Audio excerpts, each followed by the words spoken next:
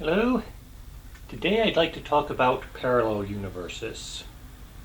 Now, scientifically speaking, we have no reason to believe parallel universes exist.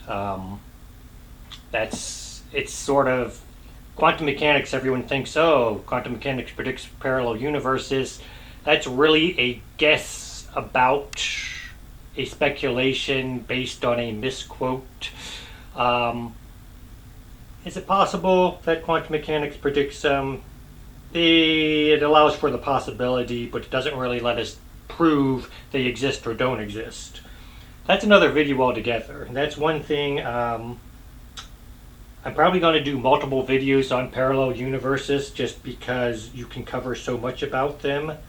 So for my first video here, I'm going to go into just some of the reasons I don't like them. They're done poorly in literature. They're done poorly in movies. Not all movies or all books are badly done, but it seems like every time someone pulls a parallel universe into a work of fiction, they haven't really thought it through as much as they should have in order to make it a good story.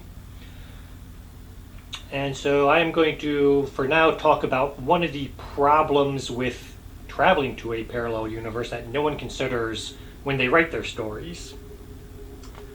So basic theory, or one of the main theories on parallel universes is every time someone makes a decision, the universe splits.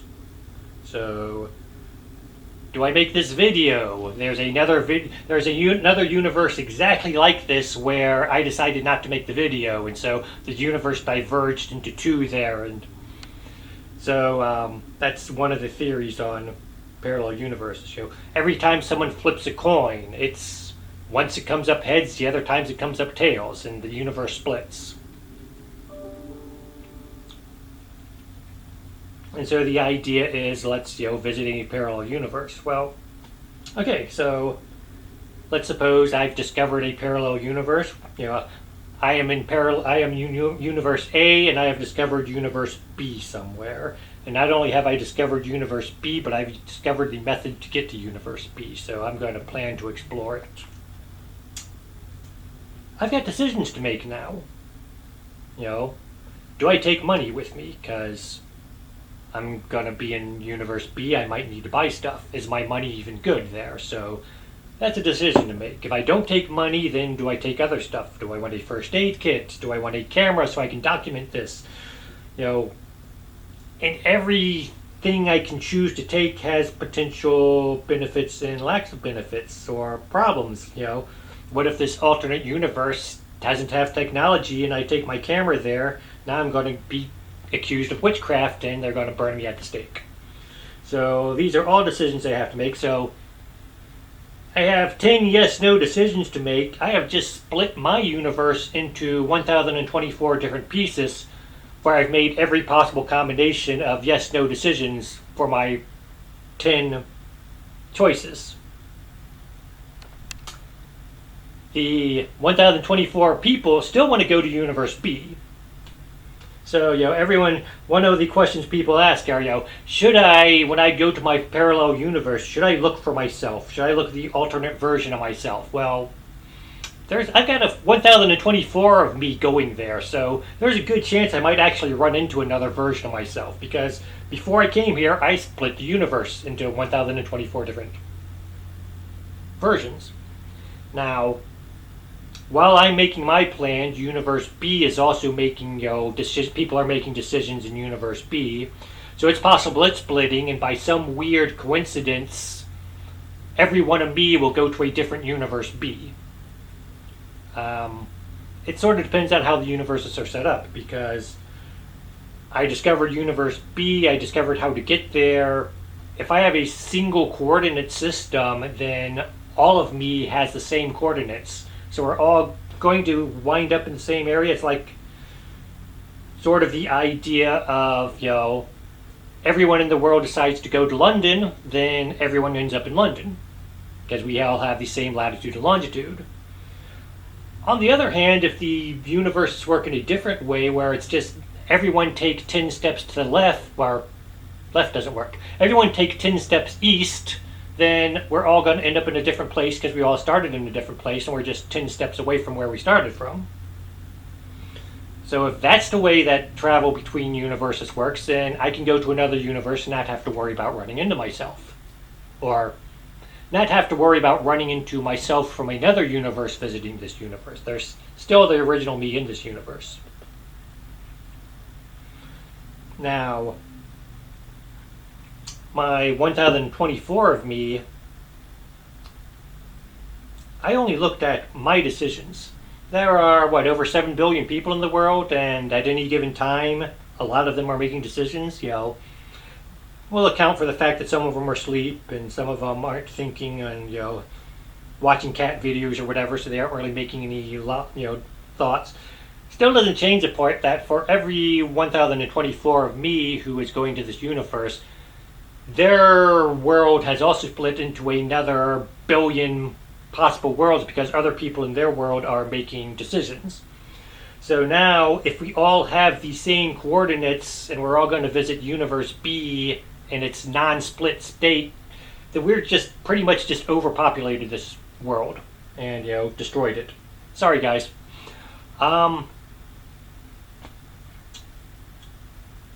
Now, let's take a step back. Back in the ancient world, they knew about 3 planets. Mars, Jupiter, and Saturn. Over time, they discovered 2 more, Mercury and Venus.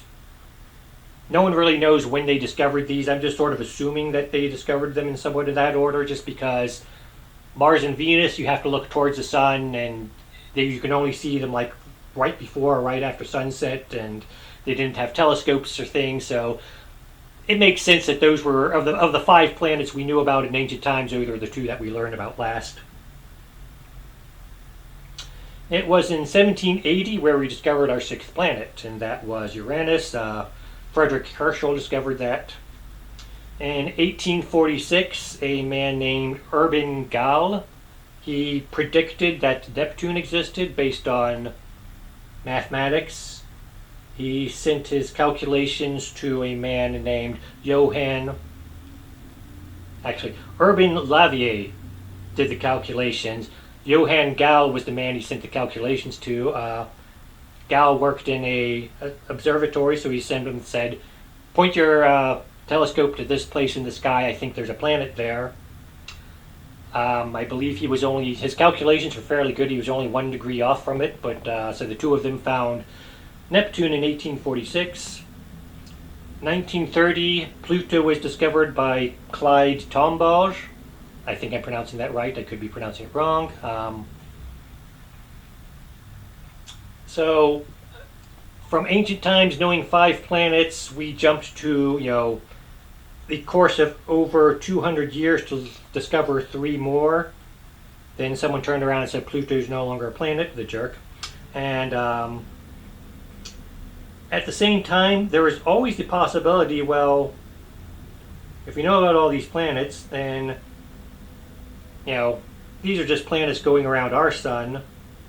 Are there planets going around other suns? And in the late 20th century, we started discovering planets around other suns. And why am I talking about planets when we're talking about parallel universes? Because my original example, we are in Universe A, we're going to go to Universe B.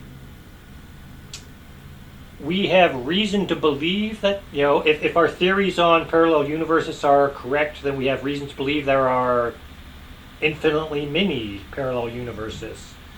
But like the planet, we had reason to believe there are other planets out there, but we only discovered them one at a time. So it's possible that by studying parallel universes, someone found out how to travel to only one, or someone will find out how to only travel to one. It is possible that we will find a way to travel to multiples. So the 1024 of me who were planning on going to parallel universe B, depending on how the world ran universes, how we discover parallel universes and the ability to visit them, it's possible they had the choice to go to Universe C, Universe D, infinitely many other parallel universes. which would again, we've now skipped from our 1024 billion choices or billion versions of me visiting a universe into multiple millions of those going from not just the universe B, but the universe C, D, E. So we're running into versions of me running all over the place and really fouling things up for other universes. So the idea, most fiction, we go to the one guy discovers a way to a universe and we keep it at that, and it works out well. If we want to consider, though, that this other universe, someone else has learned to travel to another universe and someone else has, and each of them have multiple choices of universes and each of them are making decisions, suddenly our multiple universe problem just falls apart. We're all better off if everyone stays in their own universe. Otherwise, we're just going to be repeatedly splitting the universe and having multiple versions and overpopulating some universes and underpopulating others, and all sorts of bad stuff happens. And this is stuff, people who write about parallel universes just don't want to think about. And so they do it badly. They just act like there's only one of me running around ruining things, when once we open up the possibility of multiple universes, we have to consider the possibility that there are going to be multiple versions of me coming to visit your universe just to make things bad for you. Although that's not our main reason for visiting, or that's not most of our main reason for visiting, but you got to consider we're going to foul things up somehow. So everyone stay in your own universe. If you enjoyed this video, or if you watched this video, thanks for being in the universe that watched it and not needlessly splitting our universe into multiple sections by not watching it. And have a good day.